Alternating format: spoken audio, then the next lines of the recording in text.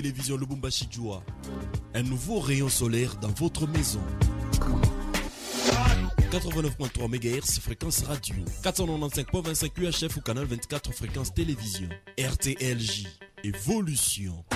Yes, sir.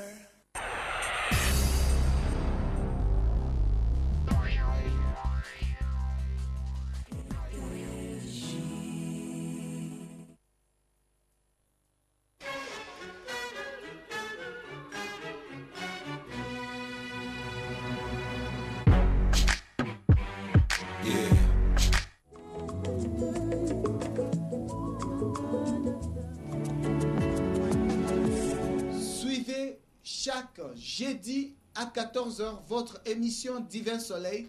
Divin Soleil, c'est votre émission de la chronique chrétienne qui passe chaque jeudi à 14h sur la radio-télévision Lubumbashi Joa. Divin Soleil, ouvrez vos Bibles.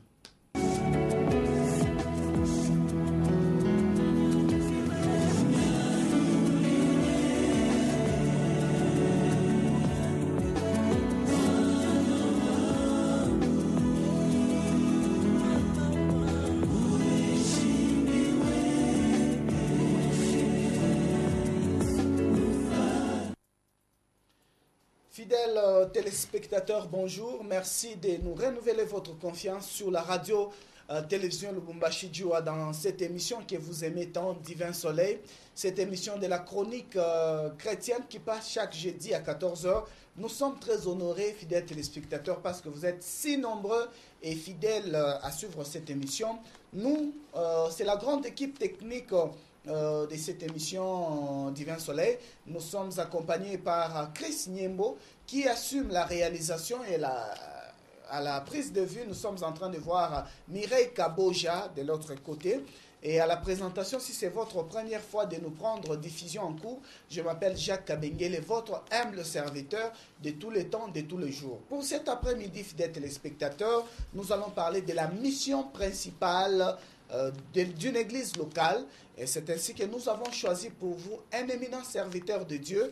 Il s'appelle pasteur Papi Aaron Biolo. Il est pasteur du centre évangélique et missionnaire Les Amis du Christ, CEMAC. Mais nous savons que comment un parent peut... parce qu'il y a des parents qui vous suivent et qui ont des enfants pareils dans leur maison. Quel est le prix que vous, en tant que pasteur, vous leur demandez? Le prix, c'est la consécration. Le prix, il faut savoir... en fait, si vous priez pendant 30 minutes, pendant que vous ne savez pas qu'il y avait un cas de sorcellerie à la maison, quand vous apprendrez qu'il y en a, mais augmentez le temps de votre prière.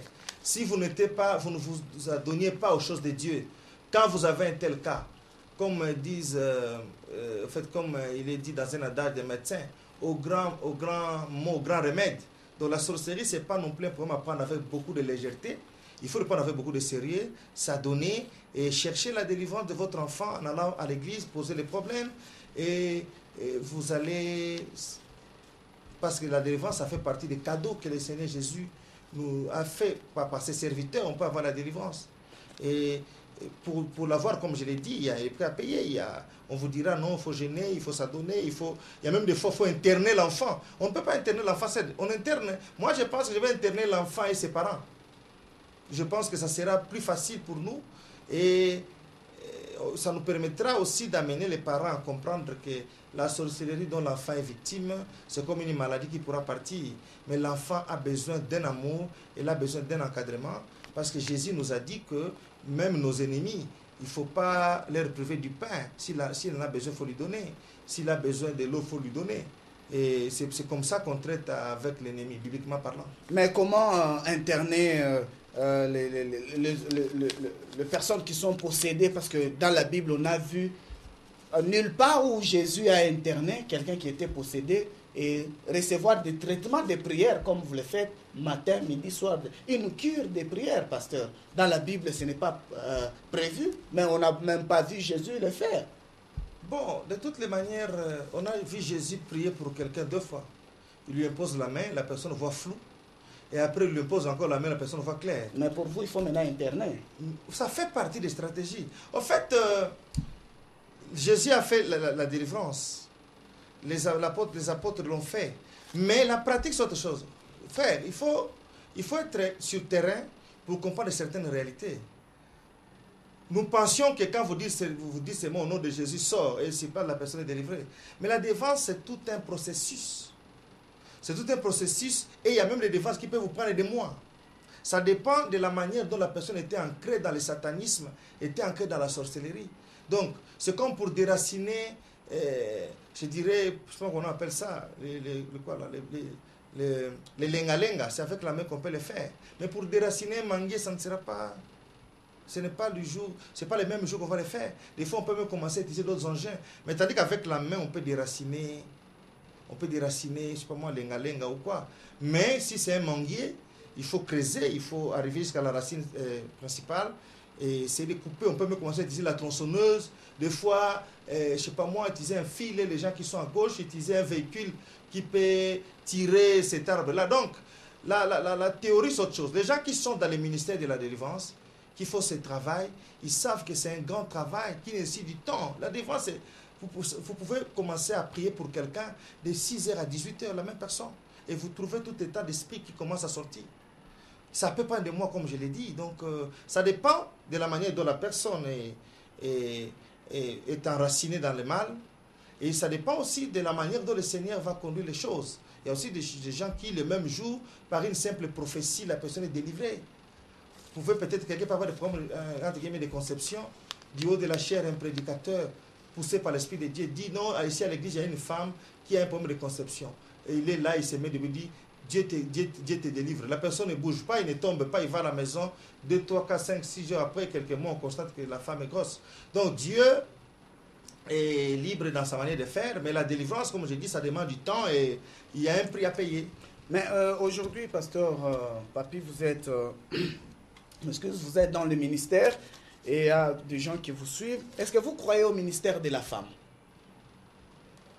Bon, c'est un sujet très, très glissant et très compliqué, mais je vais quand même donner mon point de vue, en ce sens que même dans les facultés de théologie, les gens ne se sont jamais mis d'accord autour de cet élément. Mais moi, ma position était très simple. Ma position est que c'est Dieu qui appelle, et celui qui appelle, il est souverain d'appeler qui il peut. Il peut appeler un enfant, il peut appeler un adulte, il peut appeler un vieillard, il peut appeler un jeune. Il peut appeler un homme, il peut appeler une femme. Donc Dieu est libre d'appeler qui il veut appeler. Mais seulement, je me suis rendu compte qu'il y a beaucoup plus d'hommes appelés dans le ministère que de femmes. Des femmes, j'en ai rencontré bien sûr. Les gens, vous sentez que l'évangile qu'elle est en train de prêcher, c'est le pur évangile. Elle prêche bien, elle enseigne bien. Vous avez même le temps d'écrire. Parce qu'en fait, vous avez le temps d'écrire parce que ce qu'elle dit, vous ne le connaissez pas. Mais Dieu seul qui peut appeler. Et s'il y a des femmes qui sont appelées dans le ministère, je les encourage. Mais celles qui se sont fait appeler d'elles-mêmes, je les décourage. Est-ce que dans votre église, pasteur Papi, est-ce qu'une femme peut annoncer l'évangile dans votre église? Ça s'est déjà fait. J'ai appelé, il y a une fois où il y a une femme qui m'a déjà reçu dans son église en Angola, à Luanda. Elle était ici à Lubumbashi, invitée par une autre église, on s'est vu. Et je lui ai donné la chair. C'est ma chair. Et la femme a prêché aux hommes? Elle a prêché à tout le monde. Et votre église n'est pas sainte parce qu'on dit la femme doit se taire dans une assemblée là où il y a des saints. C'est un problème à ne pas débattre c'est un plateau de télé, mais c'est un problème qui, comme je peux dire, c'est un problème qui en fait, il faut lire la Bible. Ça dépend des écoles d'où on est sorti. Il y a des gens qui, on leur a seulement dit que la femme ne peut pas prêcher. Ils n'ont pas eu le temps de les vérifier, ils n'ont pas eu le temps de lire, ils n'ont pas eu le temps d'aller dans les textes originaux, ils n'ont pas eu le temps. Mais en un mot, je dis que celui qui appelle, c'est Dieu. Vous comprenez? Moi, quand une femme, je sens qu'elle a les ministères. C'est comme vous êtes là, une femme vient vous dire que non, frère, il commence à prophétiser pour vous. Vous allez refuser parce que c'est une femme. Et ce qu'il dit là, c'est vrai. Vous allez refuser parce que c'est une femme. Donc, ce n'est pas moi qui appelle les gens au ministère. Dieu est libre d'appeler qu'il peut appeler. Mais du moment où je sentirai qu'une femme est appelée, et je sens qu'elle a le ministère, elle peut apporter quelque chose, je prendrai ces risques-là. En dehors de celles-là que vous avez invitées, c'est dans votre église, avez-vous déjà remarqué un appel et une femme de votre église qui a prêché? En fait, l'appel, c'est quelque chose qui ne se dessine pas, qui ne se fait pas voir le jour au lendemain, c'est question de temps. Jusque-là, dans mon église, je n'ai pas encore des femmes qui prêchent.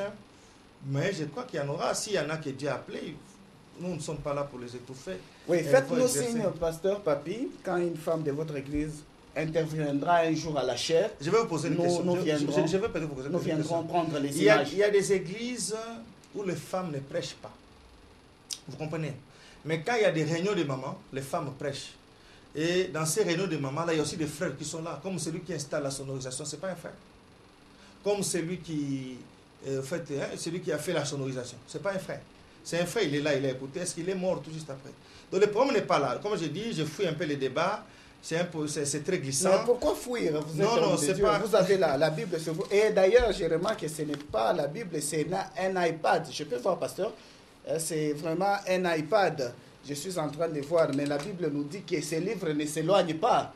Hein? Gardez-la et méditez. Mais vous avez un iPad, ce n'est pas la Bible, parce que vous pouvez justifier ça?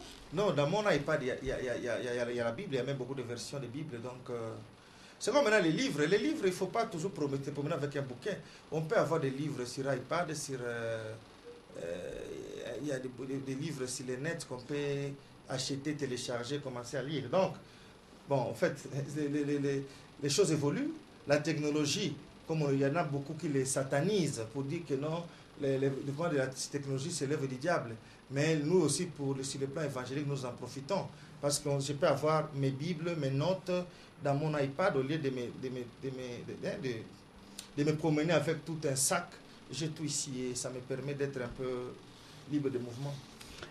Souvent dans la Bible, il est écrit qu'il faut aller déposer la dîme dans une maison du trésor. Alors je me pose la question, la maison du trésor, elle est où? C'est dans vos assemblées ou c'est à la banque? Parce que vous exigez que cette dîme soit versée à la maison du trésor. Maintenant, la maison du trésor, c'est la poche du pasteur ou c'est les paniers qui circulent dans l'église? La maison du trésor, c'est quand vous lisez la Bible, l'Ancien Testament, dans les temples de Dieu, il y avait une maison où étaient gardées les dîmes. C'est ce qu'on appelle la maison du trésor. En fait, si vous êtes domaine des finances, vous comprendrez ce qu'on appelle un trésor. Il y a même les trésors publics, c'est-à-dire la caisse de l'État. Les trésors ne veut dire que la caisse. Donc, la dîme, si vous voulez que je dise, la dîme se paye à l'église. Là, je vous dis que la dîme se paye à l'église. Mais il y a des gens qui peuvent amener la dîme au bureau du pasteur, ce qui n'est pas non plus mauvais. C'est la maison du trésor. Pardon, j'allais dire, il va amener au bureau du pasteur. Quand quelqu'un amène sa dîme dans le bureau du pasteur, ce n'est pas non plus un problème. Le problème, c'est de savoir, en fait, qui donne sa dîme et qui ne la donne pas. Quant à l'affectation, il y a des assemblées où la dîme fait partie des recettes de l'église et le pasteur, à la fin du mois, il a un salaire. Il y a des églises où la dîme veut dire rémunération du pasteur. Et tous ces gens-là, tous ne sont pas... l'église où la dîme est payée à la caisse, ça fait des dépenses pour l'église, et à la fin, le pasteur a son salaire, c'est pas mauvais. Et s'il y a des gens qui se sont décidés dans leur église, pour eux, la dîme, c'est pour le pasteur. C'est pas non plus un problème. Parce qu'en fait, le problème, c'est que la personne apporte sa dîme. Et quand la dîme, c'est pour le pasteur, bon, s'il est seul, s'il y en a 2 ou 3, ils savent. En fait, chaque église locale est organisée administrativement et financièrement de sa manière. Parce que le Nouveau Testament ne nous dit pas comment il faut organiser financièrement une église ou administrativement. Mais c'est plutôt, ce sont des choses que nous avons héritées des pères de l'église qui nous ont fait voir. Et il y en a qui ont préféré en fait, un modèle par rapport à un autre. Comme je ne sais pas citer nos églises, il y a des églises où la dîme, c'est pour dont la dîme est donnée à l'église et il y a un trésorier qui rassemble et en fin de compte, on sait que c'est autant, le pasteur aura son salaire à la fin du mois. Il y a aussi d'autres églises où toute la dîme elle est comptée et elle appartient, en fait, tout c'est pour le pasteur. Il y a aussi des églises où vous verrez même personne qui compte, ça part directement au bureau du pasteur qui est lui-même qui compte. Je ne sais pas entrer dans tous les détails. Mais ça vous arrive aussi de faire ça? Bon, je ne sais pas en tant que pasteur. Je ne sais pas étaler notre organisation financière de l'église ici. Mais je suis de ceux qui pensent que les pasteurs doivent avoir un salaire. Ça, c'est moi. Donc, ça n'engage que moi. Mais nous savons que la dîme, ce n'est pas un domaine réservé du pasteur. Il y a les démunis, les orphelins et la veuve. Mais aujourd'hui, vous avez priorisé la dîme. C'est centré rien qu'au pasteur. Mais les orphelins qui sont dans les églises et les veuves qui sont là, eux doivent manger quoi? La dîme, ce n'est pas pour les orphelins, ce n'est pas pour les veuves, c'est pas pour mais les c'est pauvres. ça qui est écrit dans la Bible. Non, ce n'est pas ça qui est écrit. Et qu'est-ce qui est écrit parce que vous êtes pasteur? Il y a ce qu'on appelle l'aumône. L'aumône, c'est l'offrande qui est destinée aux pauvres, aux démunis. Et la dîme, quand nous entrons dans les origines, c'est ce que Dieu a donné comme rémunération à ceux qui étaient appelés à travailler dans les temples, les sacrificateurs et les lévites. Donc, comme je l'ai dit, chaque église a sa manière de s'organiser. Il y a une église où ils ont reçu beaucoup plus de dîmes, et avec ces dîmes-là, une bonne partie, ils ont construit l'église. Ce n'est pas un péché. Il y a une église qui peut avoir des dîmes, une partie, ils achètent une maison pour leur pasteur. Ce n'est pas un problème. On dit on achète un véhicule, une voiture pour notre pasteur. Avec la dîme, on achète les instruments. Ça dépend. En fait, le problème est de savoir que chaque église locale a sa manière d'être organisée administrativement et financièrement.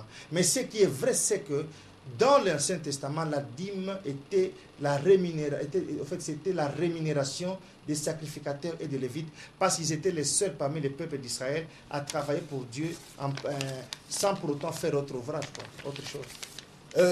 Pasteur Papi Biolo, vous êtes là, mais les fidèles de votre église se plaignent trop, pasteur. Ils disent, vous voyagez trop, vous organisez des séminaires. Après avoir organisé un séminaire, tout l'argent qui entre là, vous effectuez avec des voyages en Europe, vous faites une découverte mondiale. De votre retour, croyant que vous allez les apporter une onction en quantité industrielle, c'est la géographie et l'histoire. J'étais en Europe, j'étais en Suisse, j'étais en Hollande.